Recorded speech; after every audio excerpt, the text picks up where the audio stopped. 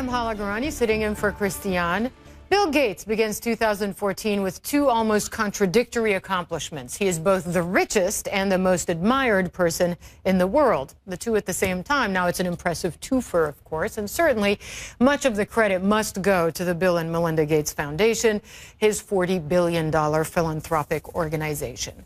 Today, as the foundation releases its annual letter on the state of foreign aid, it can tout a truly milestone accomplishment. It was a key player in the eradication of polio from India, once ground zero for the disease. Just 3 decades ago, polio claimed 150,000 victims a year in India. In 2013, and for 3 years running, not one child contracted the disease.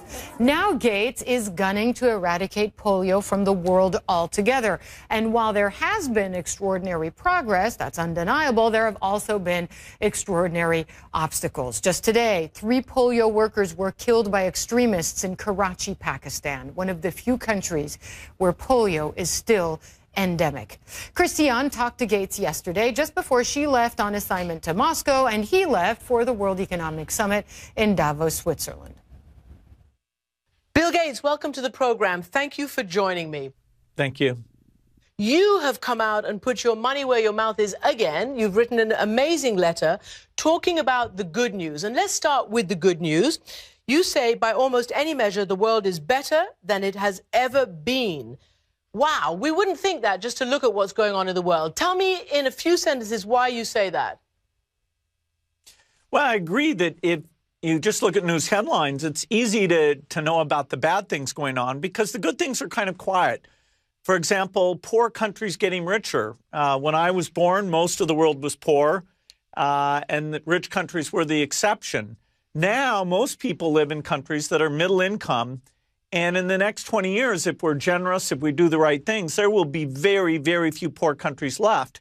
And yet that's happened sort of day by day, and so it's never really a headline thing. So we have to remind people we are making fantastic progress. I'm telling you, people are going to find that hard to believe. But you're Bill Gates. You have the algorithms. So if one is to build on success and celebrate success, you have devoted your letter this year to busting what you call 3 major myths about poverty. That those who are poor will never be able to get out of where they are. Give me your first myth and what needs to be busted. First is that poor countries stay poor. That's not right. That progress there is unbelievably good. Second is that aid is wasted, and there I talk about why I've chosen to spend money on these health programs that really do lift countries up. And finally, my wife Melinda writes about the fact that if you improve health, you don't get population explosion. In fact, by improving health, empowering women, population growth comes down, and so solving problems actually gets a lot easier.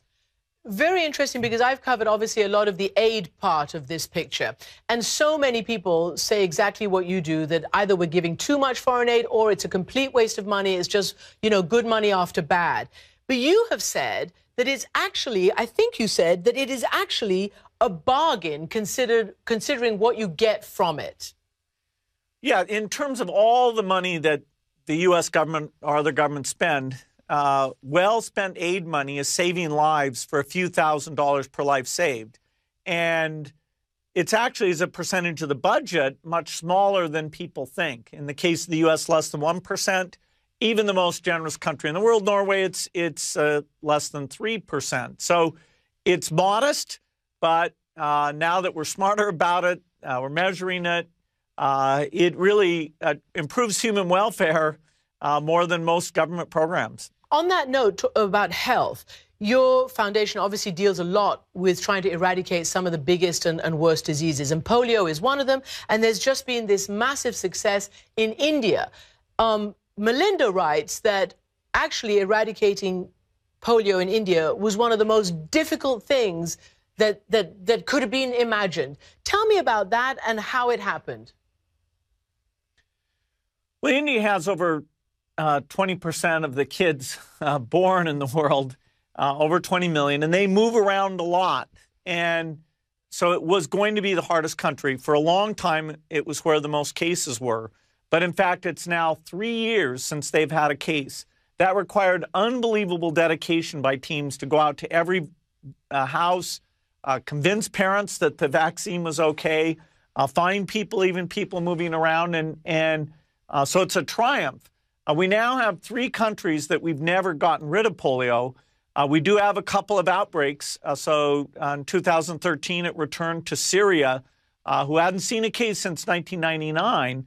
So we've got to mop up those countries and then finish the tough ones, which are Afghanistan, Pakistan, and Nigeria. But a real milestone that India shows it really can be done. And possibly no accident that Syria and Afghanistan are both nations of war. Well, what will you do then about Pakistan? Because it is absolutely unbelievable to see these dedicated young field workers who are going out to try to immunize kids and are getting killed for their trouble. What can you do about that? Well, the truth is on our side. Vaccine drops are there to help kids not be paralyzed. And so we have to find people who are trusted in those areas, religious leaders, other people, and get the word out.